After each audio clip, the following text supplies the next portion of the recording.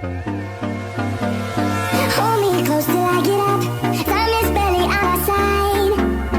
I don't wanna waste what's left. A ver, chicos, vamos a empezar a explicar un poco lo que vendría a ser la geografía antigua, ¿ok? Pero primero, para hablar sobre geografía, tenemos que saber cómo era la geografía en la antigüedad. Si bien es cierto, antiguamente había un hombre primitivo. Cuando el hombre primitivo desarrollaba sus actividades, solamente desarrollaba una actividad, como podrán ver acá en la imagen, y es que el hombre primitivo antiguamente era un ser salvaje y solamente buscaba un objetivo. ¿Cuál era el objetivo? Su alimento. Lo único que el hombre primitivo quería era alimento.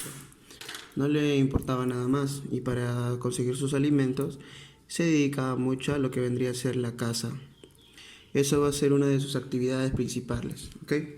Recordemos que la geografía se va a dividir por etapas o por edades: la edad antigua, la edad media, la edad moderna y la edad contemporánea, que hasta hoy en día la estamos viviendo. Pero hablemos un poco sobre la edad antigua. En la edad antigua, el hombre primitivo va a comenzar a desarrollar una actividad. ¿Qué actividad va a comenzar a desarrollar? Una actividad llamada migración. ¿Por qué realiza la migración? Lo que pasa es que el hombre primitivo solamente buscaba satisfacer sus necesidades, y al buscar satisfacer sus necesidades lo obligaba a irse de un lugar a otro. El hombre primitivo en esta etapa todavía no conocía lo que vendría a ser la agricultura, ya que la agricultura lo va a descubrir más adelante. Pero enfoquémonos en el término de geografía. En el término de geografía, el hombre primitivo cuando migraba, ¿conocía qué? Conocía lugares, ¿ok? Y a estos nuevos lugares, y esto va a ser la geografía en la edad antigua. Recuerda que el hombre primitivo no razonaba, todavía no era un ser que pensaba por su cuenta, solamente actuaba por instinto. Cuando el hombre primitivo deja de realizar sus actividades de caza, va a ser cuando por fin descubre ¿qué? La agricultura. Cuando el hombre primitivo descubre la agricultura, el hombre deja de migrar. ¿Y qué pasa? Se establece en un solo lugar. ¿Y qué es lo que va a pasar? Cuando descubre la agricultura, el hombre primitivo ya va a comenzar a desarrollar sus propios alimentos. O sea que ellos mismos van a comenzar a producir. Ahora, nosotros para saber qué es geografía debemos basarnos en sus conceptos principales. Y es que la geografía tiene una etimología griega, porque los griegos van a ser los que van a desarrollar esta ciencia. Pero recordemos algo: la palabra geografía deriva de dos voces. Una voz que se llama geo, cuyo significado es tierra. Recordemos que la palabra geografía es una palabra griega, ¿ok? Hay otra voz que se llama grapos. Mucha gente confunde de que grapos es estudio tratado, y eso es totalmente erróneo, ya que grapos es una palabra cuyo significado es descripción. Eso es lo que significa la palabra geografía. Ahora, entonces, si un examen de admisión o una pregunta cualquiera te dicen antiguamente la geografía era considerada ciencia, ¿sí o no? La respuesta es obviamente que no. ¿Por qué? Porque en la antigüedad la geografía no era ciencia. Y tu pregunta será: profesor, si no era ciencia, entonces ¿qué era? Simplemente era descripción. ¿De qué? De la tierra. Ahora, ¿cuál es el objetivo de esta ciencia, no? Ser un geógrafo en la antigüedad solamente era describir lugares. Era lo único que tenía que hacer. Ahora, los tiempos han cambiado y este mismo concepto no se maneja. El concepto que se maneja es otro. ¿Por qué? Porque es un concepto científico. Recordemos que la geografía, al pasar por etapas, va a tener su máximo auge en Grecia, pero más adelante va a comenzar a decaer. y solamente va a ser en la edad contemporánea, en el siglo XVIII, donde la geografía va a tener un carácter científico, con un personaje llamado Alexander von Humboldt. Este personaje va a hacer que la geografía tenga un carácter científico, pero no va a ser el único. Van a aparecer otros personajes como por ejemplo Carl von Richter y otro personaje muy joven llamado Bernard Baring. Entonces, ¿el concepto científico cuál sería? El concepto científico sería que la geografía es una ciencia. Pero profesor, ¿es una ciencia qué? Es una ciencia social. ¿Social por qué? Porque para que la geografía sea ciencia, tiene que intervenir la sociedad, y la sociedad está compuesta por las personas. O sea, que si no hay personas, no hay geografía. Entonces, es una ciencia social y natural. ¿Por qué natural? Si la naturaleza no está incluida en el campo donde va a desarrollarse el hombre, no podría ser geografía. Entonces necesitamos dos factores. Necesitamos al hombre y necesitamos a la naturaleza. ¿Ok? Entonces, una ciencia social y natural que estudia la interrelación ¿de quién? La interrelación del hombre con su medio. Esto es lo que va a comenzar a estudiar la geografía desde un carácter científico. Ahora, no olvidar que la geografía, para que sea ciencia, debe tener un objeto de estudio. El objeto de estudio de la geografía es el espacio geográfico, ¿ok? Y ahora, profesor, ¿qué es el espacio geográfico? El espacio geográfico puede ser cualquier lugar. Por ejemplo, un espacio geográfico puede ser una montaña. Un espacio geográfico puede ser un cerro, puede ser un lago, puede ser un río, puede ser una carretera, puede ser cualquier lugar. Si hablamos de que la geografía en la antigüedad era describir la tierra, podríamos decir entonces que el hombre primitivo ¿realizaba geografía? Sí. ¿Por qué? Porque el hombre primitivo realizaba la migración. ¿Y qué era la migración? Ir de un lugar a otro. Y cuando iba de un lugar a otro, ¿qué conocía? Conocía lugares. Todo esto acaba cuando el hombre descubre la agricultura. ¿Y qué pasa cuando descubre la agricultura? El hombre deja de migrar y pasa a establecerse en un solo lugar. ¿Ok? ¿Qué sucede más adelante? Una vez que el hombre primitivo comienza a desarrollarse, más adelante la geografía va a comenzar a desarrollarse y va a tener un carácter un poco más especial. ¿Por qué? Porque los hombres primitivos, cuando no podían darle explicación a lo que ocurría, como por ejemplo fenómenos naturales, acontecimientos, catástrofes, ellos al no darle explicación creaban mitos y leyendas. ¿Por qué? Porque era algo que ellos no podían explicar. Y todo esto va a cambiar con la aparición de un personaje llamado Hecateo de Mileto. Va a ser un griego que va a comenzar a desarrollar sus viajes, ¿ok? Recordemos que Hecateo de Mileto es conocido como el padre de la geografía antigua. Tú me preguntarás, profesor, ¿por qué se le considera padre de la geografía antigua? ¿Qué ha hecho este personaje? Este filósofo se llama Hecateo de Mileto, ¿ok? Es un griego. Este geógrafo pertenecía a una escuela geográfica llamada la Escuela Jónica. También podríamos decir que se llamaba la Escuela de Mileto, ya que él va a ser el fundador de esta escuela. Hecateo de Mileto presenta una obra. Su obra se llama Viajes, ¿ok?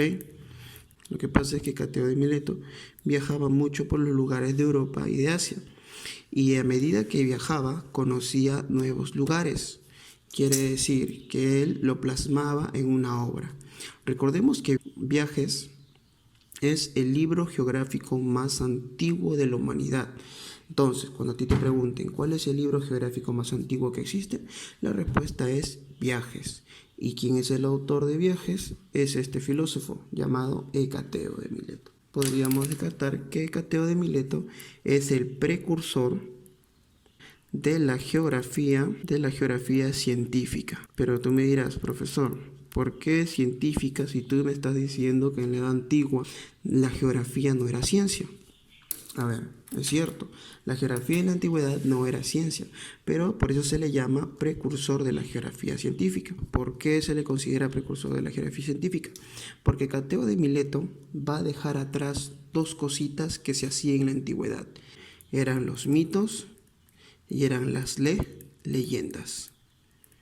Entonces, Cateo de Mileto dice que los mitos y las leyendas no tenían un carácter específico para poder explicar lo que ocurría en la Tierra. Es por eso que él deja atrás los mitos y leyendas y se va a plasmar en un solo punto. ¿Qué punto? La observación. Realiza mapas. ¿Ok? Recuerda que los mapas pertenecen a una ciencia auxiliar de la geografía. Se llama ciencia o arte que se encarga de la elaboración de mapas. ¿Ok? El mapa que realiza el Cateo de Mileto es este. ¿Ven? Estaba Europa, estaba Asia, estaba Libia. Esa era la representación que Cateo de Mileto le daba al mundo. Recordemos que aquí todavía no estaban continentes como por ejemplo Oceanía, no estaban continentes como por ejemplo América, porque aún no habían sido descubiertos, pero sí existían. ¿Ok? Más adelante va a aparecer otro personaje llamado Eratóstenes. Y la pregunta es ahora, ¿quién era Eratóstenes? Eratóstenes también era un griego, pero había una gran diferencia entre Cateo de Mileto y Eratóstenes. ¿Por qué? Porque Cateo de Mileto era un personaje descriptivo, o mejor dicho, era un geógrafo descriptivo, pero Eratóstenes era un geógrafo matemático. O sea, de que todas sus investigaciones y sus obras se relacionaban mucho con la matemática.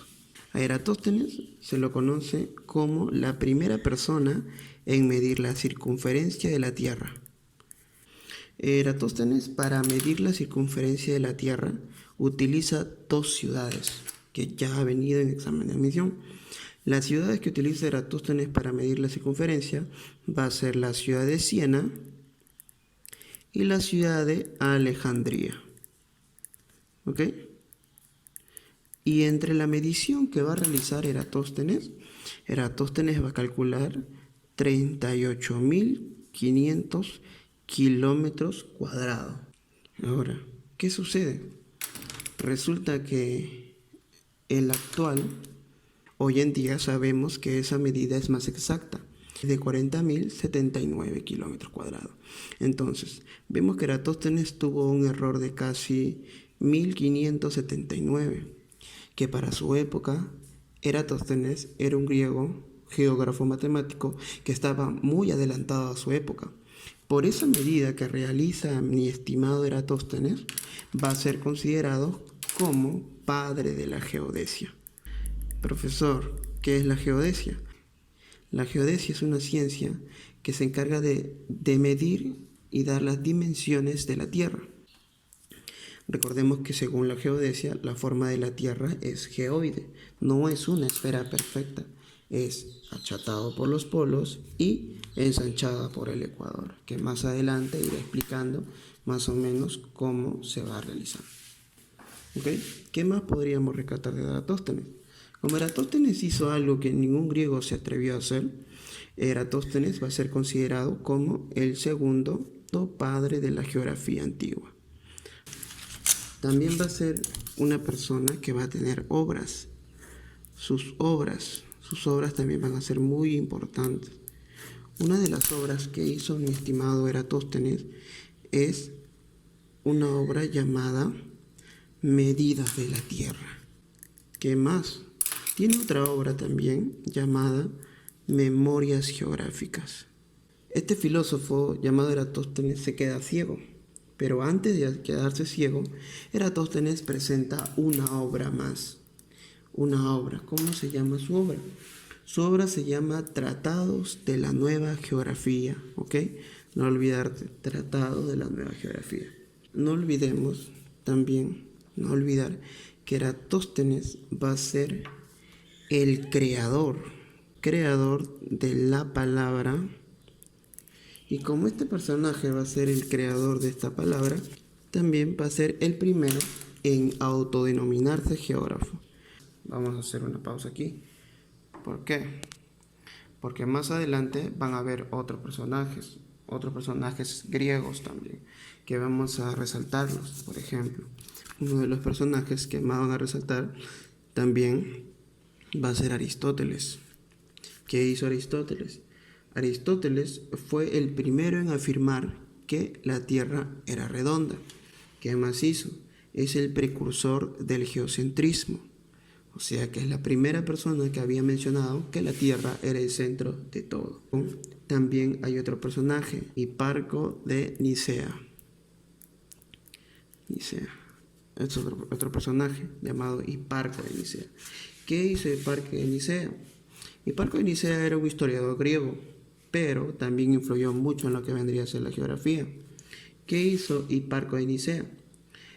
Hiparco de Nicea sentó las bases de la trigonometría.